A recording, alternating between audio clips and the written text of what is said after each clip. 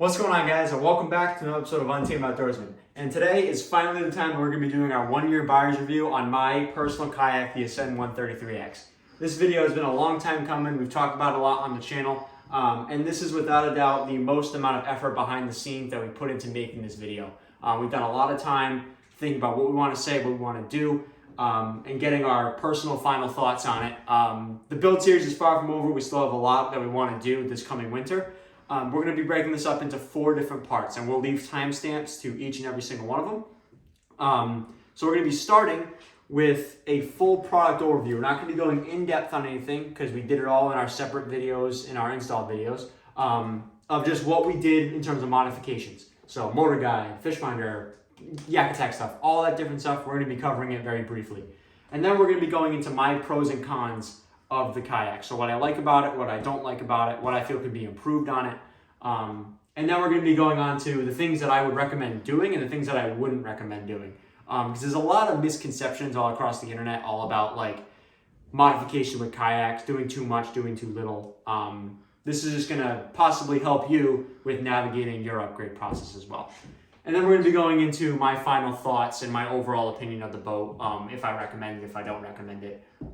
So yeah, we have a lot more videos like this planned. We have, including Pete's Native Watercraft Type Propel 12, same thing we're going to be doing there as well.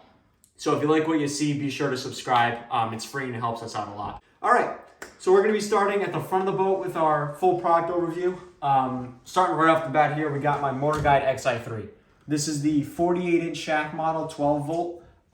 This thing has been great. It's served me very well. I do plan on installing the pinpoint GPS system to it, but I really have not had a single issue with this. The one thing I have had though is the remote.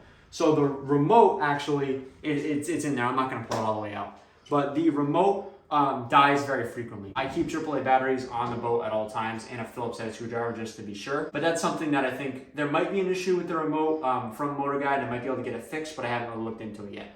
Also here, we got the Yak Attack red and green marker lights. So these are the strips.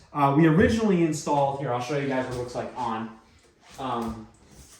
We originally installed the YakPower button LEDs. We're gonna get a little bit more into the YakPower button LEDs in a moment.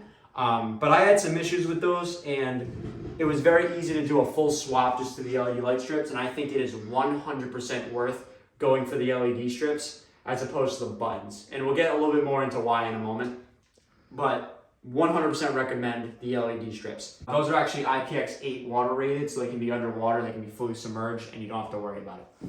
Okay, so moving on here, we have something really small. We have the YakPower USB dongle. So this is pretty simple, just you plug in your GoPro, and you can charge it, you plug in your phone, charge it. Hasn't given me any issues really, not a lot to talk about there. One thing that I would definitely recommend is the Seaflow deck plate or any 4-inch deck plate. I use my own stainless steel hardware here, and I use it 3 times. So there's one in the front, one in the back, and one in the middle on the bottom. So this thing is great. It not only allows me to reach behind here if there's ever an issue, but with the OEM deck plate, with the original one, there's some minor issues with leaks, and this corrects that issue. So there's no need to worry about it. And any 4-inch deck plate would do pretty well, but I just recommend that Seaflow one because it's cheap, it's Amazon, but it's actually kind of high quality for what you get. All right, moving down to like the middle part of the kayak here, we got my Field & Stream English CF kayak paddle. So I've talked about this in the past. I made my own separate video on this almost 2 years ago now. This thing is really great. It's super light. You can get it at, I think, Dick's Sporting Goods. I think that's where I bought it. It's really nice. I mean, it's super lightweight for what you get. I think it was about $100 when I got it new. Definitely recommend a longer paddle for this. It's a 250 centimeter. Anything 240 and up, I think I would recommend. But yeah, great paddle.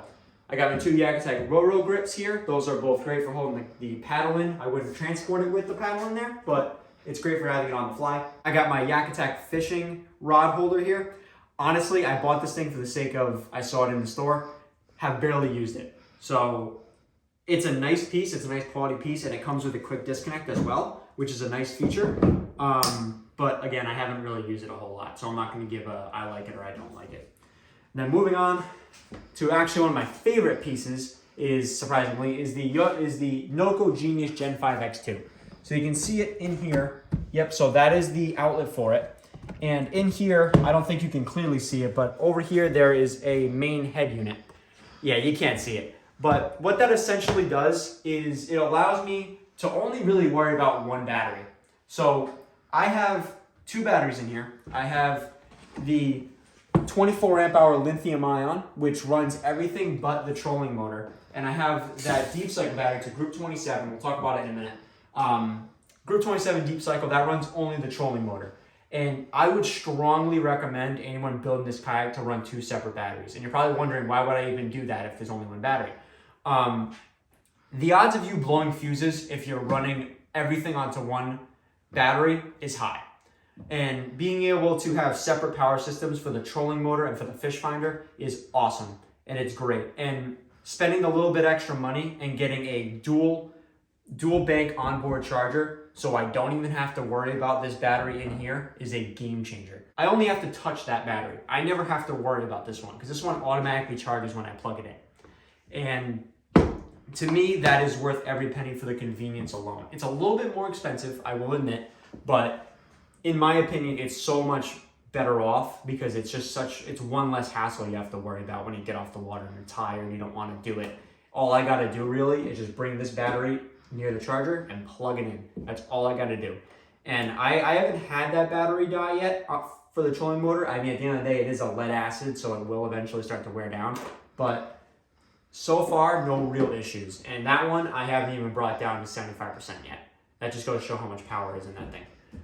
So that is probably my favorite upgrade that I've done and most useful one that I've done, without a doubt, is the NOCO. So moving on, we're going to talk about the YakPower button LED lights. So those, I'm going to admit, I'm going to be honest with you guys, they're not very good. I'm not a personal fan of them. We installed them. They worked for a little while. And then probably 2 weeks, 3 weeks later, we already started having issues with water. So we installed them correctly. We did exactly what we were supposed to do. And water just keeps getting inside the lights. Not the actual hull itself, but the lights. And this one's gone out, or which one has gone out? So this one's on its way out here. This one's been okay. And both of these I've had to replace 2 or 3 times. Each one of these in the last 6 months. So I don't recommend them. I think they're a good idea, but they need to improve their waterproofing to really make them practical for a kayak. Because you're around water so much, even with the rain and everything, you're still gonna see water no matter what. And with that, it's just not practical. So I really want them to improve it, but we're probably gonna end up swapping to the LED strips as well. But YakPower is a very good brand. So now we're gonna talk about the YakAttack Mighty mounts. So these things are the 9-inch models. I was a little skeptical to do this because I was thinking about doing a ram mount, and I ended up going with this, and I personally like this more. I think they're a very heavy duty piece and they work very well for a heavier fish finder. They're great. And this area right here, the inside rod holder, can really handle a lot of weight better compared to these track mounts up here. And they're great for little stuff like this, but something that's as tall and as heavy as this, it takes a strain on those factory mounts. So definitely a worthwhile purchase, and they're affordable. Up in the top right now, I'm gonna leave a card that's gonna have all of the videos from the Ascend 133X build series that we did throughout the winter. So moving on, we got the Garmin EchoMac 93 SV. So I originally had the Garmin Striker 5 CV, and that was a great fish finder. You guys loved that video. But I ended up upgrading because I wanted a little bit more. I know I said I didn't want any more, but now I want more. And this thing is fantastic. It's got side scan, down scan, chart plotting. It's got everything that I could possibly need for a kayak and a little bit more. Maybe one day we'll install live scope, but that's a lot, and probably not, I'm gonna be honest with you. But this thing is fantastic. It's got so many different features. I'm not gonna go very in depth on it right now. I think we're gonna save that for its own video. But this thing is fantastic. I love it. It's got built-in pan optics. It's got so many different things. Autopilot you can add to a gas boat. Active Captain, which is really cool too. I can link that to my phone and get text messages on it. But yeah, a really awesome unit. I think it's fantastic. So we got the OEM seat here. Haven't really done any modification to this thing. I got the under seat storage. I haven't used it once. I'm gonna level with you. Then coming to the back here, we got my Minn Kota power center with my Interstate deep cycle battery, Group 27. So this Minn Kota power center is something that I would consider an absolute must buy if you're going to be doing this. Not only does it waterproof the battery a little bit, so you can have it out in the rain, not really worry about it. It also comes with a built-in battery tester, so you can see the power life. It comes with 2 breakers here, a motor breaker and an accessory breaker. Like I said, I only run the trolling motor through this for the sake of having the extra bit of power. And I also got the Ascend plug-in port to plug it into the trolling motor to go up there as well. But the real thing that I like about this is you get your positive and negative on the outside of the box, so you don't have to run wires inside, which is really nice. And then we got probably the most recent upgrade that we've done is the YakAttack Blackpack Pro. This is the 16x16 model. I bought it with 8 rod holders, so it came with 6. I bought 2, and this is the main storage compartment here. I get so much space compared to my own milk crate. It is insane. I love this thing. It has served me very well. I recommend the 16x16 if you're getting the Ascend 133X. Pete's actually buying his own very, very soon. Hopefully when we do the buyer's review, we'll have that. And we also have just something small here. We have the YakAttack eyelets. Haven't really used these a whole lot, but they're a nice little accessory to have. I already had them, so it makes sense.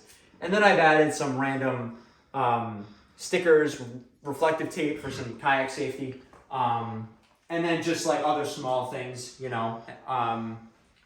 Talk about the Yeti Sidekick Dry. We have a small Yeti Sidekick Dry in here. We have I think this is a Dick's Sporting Goods brand, but just any like sort of waterproof dry compartment here. But I think that's going to do it for the product review. If I missed anything or you have any question or anything, leave a comment down below and we will happily answer them. But we're going to be getting started on the pros and cons right now. All right, so now that we did the whole product overview, we are now going to do my personal pros and cons on the boat. So I have a pretty equal number of pros and cons. So we're going to start right off with the pros here. I have a list right here. So I'm going to start by just saying the endless upgrade possibilities that you can do. So we chose to go we didn't really do any crazy modifications on purpose. Just the sole fact that we didn't want any headache down the road. We spent a little bit extra. We made it very plug and play, very user friendly for us. And it paid off for us big time.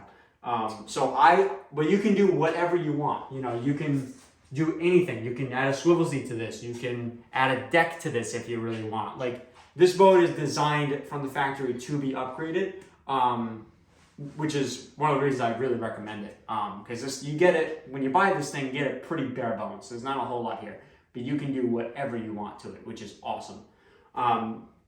My next pro is the size. So this thing is really size and stability. This thing is awesome on the water. With the trolling motor, it tracks very well.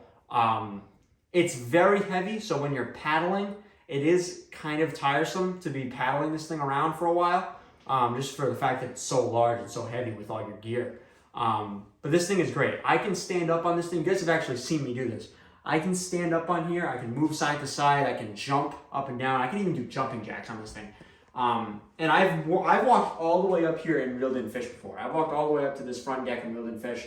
I have never once felt unstable on this boat. And that's a huge plus. Just for the sole fact that it's just worry-free fishing. You know, you can fish, you can cast, you can do whatever you want. You don't have to worry about this thing tipping back and forth as opposed to like the Pelican Catch 120 that we did a while ago. So that's really awesome with this thing. So next up is the YakPower System. So the YakPower System is fantastic on this boat. I have not had a single issue on it. This comes built into your Ascend 133X when you buy it. Same thing with the 128X. Both of them come built in with the YakPower System. It's a 5-button system. It has been flawless. I have not had a single issue with it. But it just makes upgrading this boat so much easier. Because if you're running wires to the hull, trying to splice a million different things, it not only gets messy, but it makes your chance of having issues even worse or even more possible. So having a very plug-and-play system like that, a very clear-cut plug-and-play system, it makes it very easy to do upgrades that we've done. And I have not had a single wiring issue with this boat at all because we did it right the first time and we double-checked everything. And it was worth it. You know, it was worth spending the extra penny making sure that happened. So that's why I love the YakPower System, just for the fact that it also helps with your endless upgrade possibilities because you can do whatever you want, but you can also have on-demand power where you need it, where you don't need it, which is awesome. Next up, and my last pro is the trolling motor option. So we chose to have the trolling motor in the front. So they give you a dedicated mount up front to do whatever you want for a trolling motor. I think this is the preferred way that Ascend wants you to do it for sure. And I was very much on board with doing a rear one. I was like, we got to do a rear one. We must do a rear one because that's how I'm used to seeing it. I've never really had a front trolling motor before. And we did it, we tried it, and I never looked back after we had this installed. It was a game changer. It is fantastic to be able to have the motor right there, and it also makes navigating ponds and navigating the wind so much easier. Just having it right there, having on-demand power from the YakPower port, because this comes with this port right here is a trolling motor port, and this is a YakPower port right here. And I think that's a great option. So yeah, that's what I would recommend if you are looking to do this build for yourself. I would personally recommend doing a front trolling motor. It's worth every penny. I know a lot of people feel very strongly about rear ones, and that's, more power to you. But after using both and experiencing both on all kinds of different boats, the front trolling motor is just so much more useful. All right, so now we've talked about all the pros. I'm sure I could probably come up with more if I really thought hard enough, but I'm going to go to the cons now. So the cons, I'm actually going to also say size. So although I said size in terms of stability and, you're the Titanic of kayaks on the water, without a doubt. And that's a good thing and a bad thing. So when it comes to, unloading this boat and prepping this boat on the water and picking it up and doing all those things, you really can't do that very well. This boat's heavy. This boat's 125 pounds bare, and that's not counting any of the weight. So thankfully I'm younger and I'm capable of doing that relatively easily. I've had a lot of practice with doing this for the last year. But this thing is a lot. I really can't imagine anyone taking this out of the top of a car, or out of the top of a Jeep or an SUV, anything like that. It's so big. It's really hard to maneuver around.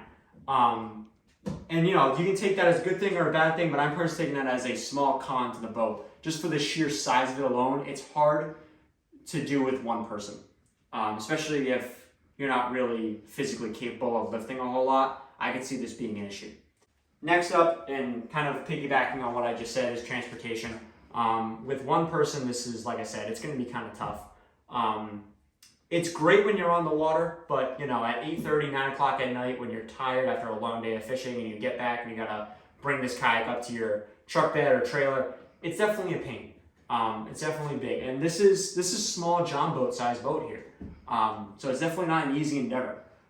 So next up, and this is without a doubt the con that gets the most attention, is hull flex. So this boat has, without a doubt, a thinner HDPE, and HDPE is essentially plastic. It's thin compared to other boats, and one of the spots that it really gets affected is right here on where my feet sit, and in the back here underneath this trolling motor, or underneath this trolling motor battery. So I'm not going to take it out because it would probably kill my back, but they tend to flex up the scuppers, and it kind of makes like this type of formation. I see a lot of people really stressing out about this issue, and although it's something to be mindful of, I wouldn't consider it a deal breaker. HDPE is meant to flex to a certain point, and it's very rare that something will actually break this HDPE. Obviously, I'm sure it's happened, but this particular scenario, it's something to be concerned about, but nothing that's going to be a deal breaker, because this does happen a lot on these boats, and although it's unfortunate, it's just something that these boats do. And you have to kind of go into that expecting this to happen to some degree. And I've seen a lot of people do modifications to correct it. I've seen people slide yoga blocks back here. That's probably what we'll end up doing at some point. But one thing I wouldn't recommend doing is drilling a hole into this back tank well and foaming it up. That I would not recommend doing, because foam collects water, and water collects weight, and then weight could possibly sink this boat. So it's actually kind of dangerous to do that. I'm sure there's a way to do it that's not as dangerous, but from past experiences, I wouldn't ever recommend doing that. But the yoga block method does work. It's kind of tough to get the yoga blocks back there, but that does kind of work. But like I said, HDPE and plastic are meant to flex to a certain point.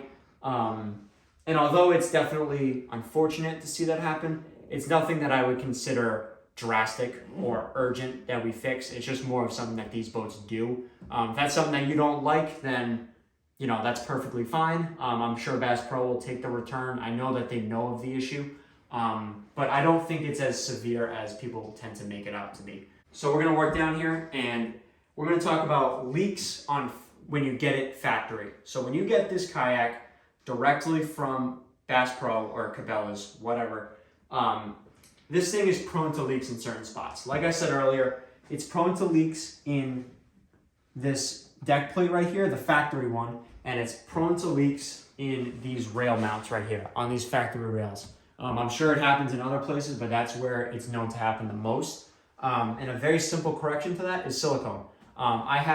It's like I think it's called the Amazing Goop silicone. It goes on very thick and it hardens. I personally like that stuff the most. But doing something like that, it takes maybe an hour out of your day, hour and a half, just going through each and every one of the screws you see on this boat and hitting it with some kind of silicone really helps this boat out a lot, especially on the rails and on the deck plates. But really, any screw here you should hit with some kind of silicone before you take it outside, like gets rained on out in the water.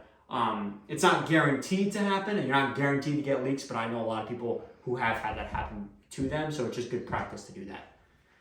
And then we're gonna go on to the last one here. All right, so moving on to the last con is these Ascend wheels.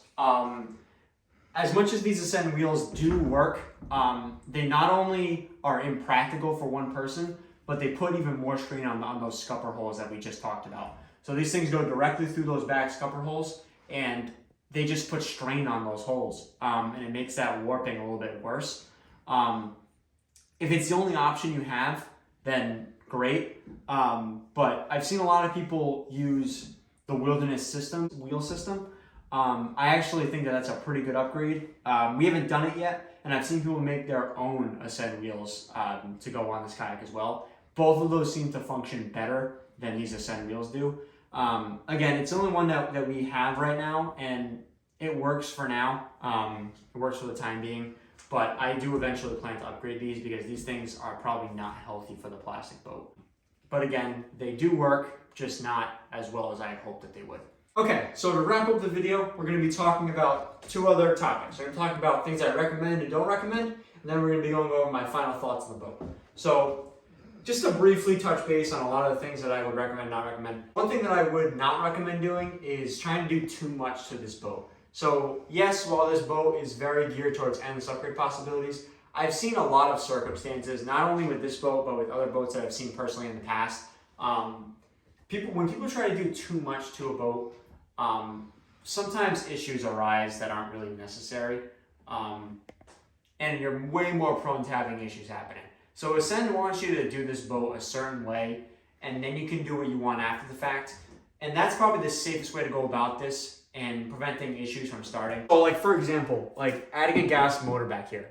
Like, yes and no. I've seen people do it right and it works great, but I've also seen people do it wrong or the quick and easy way, and it ends up biting them in the butt later on. Or I've seen people install on separate kayaks like whole wiring systems and full relay systems and all this extra stuff. And like, while yes, it may save you some money, it ultimately will end up causing you more issues and more money trying to fix it than just going with the part that it's meant to be used with, or the plug and play part that's meant to be simple. I've just seen too many issues with that across the whole kayaking industry, not just the Ascend 133X. Of people just trying to do too much and creating wiring messes for themselves to make things work when sometimes that really isn't necessary. And for example, like having two batteries really helps me out a lot, and just being able to have a very plug and play system here and having a very hassle-free system to where I don't overload the fish finder, overload the battery, anything like that, have interference on that, anything like that. Going the extra mile and sometimes spending a little bit extra money, if you can, is worth it in my opinion. So yeah, that's one thing that I just really wanted to touch base on with this boat, because I've seen a lot of issues with that. At the end of the day, you can do whatever you want to a boat. It's your boat. You can do whatever you feel is right, and if it works, great. That's just what I personally recommend doing. We've done a lot of upgrades to this boat without a doubt, but we've done them in a way that I feel is very tastefully done, and in a way that not only looks clean, but functions very well as well. You know, there's no wiring messes in here, you know, it's pretty bare bones in here. It's all plug and play stuff. So there's really no possible place for it to really go wrong other than the 1 in a million fluke. So that's just what I wanted to address on this boat. Okay guys, so now that we've addressed all the things that we wanted to address on this boat, you know, from the product overview, the pros and cons to, you know, something that I wanted to address, I wanted to give you guys my final overall thoughts. So this boat as a whole retails for, I believe I bought it at $11.99. I could be wrong on that. I've done close to $2.5 to $3 grand worth of upgrades on here, give or take. And I, without a doubt, recommend this kayak to anybody. This boat is fantastic in terms of upgrade possibilities, in terms of being able to do what you want to this boat. This is the best on the market for being able to do exactly that. And that's what we did here. We did so many different upgrades. We did fish finders, motor guide, you know, Yak type black pack, so many different things, and we have so many more planned for this boat. I'm so excited for that. I'm really excited for this winter to be able to do more upgrades to this thing. I believe that this kayak as a whole is what put our channel on the map. And it's been a great boat. I have not had any issues with this boat. Taking in the precautions that I mentioned, I have not had a single issue with this boat on the water, at home, anything I have not had a problem with, because I think we did it the right way the first time. We took the extra bit of time, learned how to do it, and it really paid off. You know, with that, as much as I recommend all of this boat is very heavy. You know, this is a heavy boat to transport, it's a heavy boat to lug around. So if you're somebody who's looking for something that's lighter, you know, I wouldn't recommend this for you. Just because I think this will end up causing more of a hassle if you can't really lift things or you struggle to lift things. That's something that's stopping you from buying this boat. I would probably agree with you on that, because this is a very heavy boat. If I load everything on here and try picking this up, it hurts me to pick up, because this is probably 250 to 300 pounds just with all the accessories and gear on it. So at that point, you know, you need to get a John boat at that point, just so you can put it on a trailer. Really anything with a trailer would probably work, you know, a John boat, whatever it may be, you know, a little plastic boat. You know, at the end of the day, this is a kayak. So, you know, building on my next point, what we just addressed, you know, at the end of the day, this is still a kayak. So, you know, installing gas motors and stuff like that, it works until it doesn't. You know, when you're doing all that kind of stuff, you know, I would definitely recommend going with a small John boat at that point. You probably get one for a similar price. But that's my final thoughts on this boat. This boat is fantastic. I recommend it to anybody looking for a boat that lets you do endless upgrade possibilities like this one. This is a fantastic boat. You know, you're going to see plenty more of this. I think, unfortunately, the 2022 fishing season is coming to a close. But you're going to see this thing all across the 2023 fishing season, and hopefully many more to come after that, including upgrade possibilities. I actually want to install, probably coming up in the next couple of weeks, I want to install custom kayak matting on here to go all the way through and all the way across the back. Possibly we're going to be doing a micro power pole back here as well. It gives you the holes to do so. And like I said in the beginning of the video, I do want to do a pinpoint GPS install. And then any other upgrades that we're going to want to do. I know Pete and I briefly talked about upgrading that original wheel system as well. So yeah, that's going to do it for today's video. I was really looking forward to doing this video for a long time. I'm sure a lot of you were as well. That's going to do it. We hope you guys enjoyed. Be sure to stay tuned for plenty more videos coming soon, including Pete's Native Watercraft Type Propel 12 buyer's review coming very soon. We'll talk to you guys in the next video. See you later.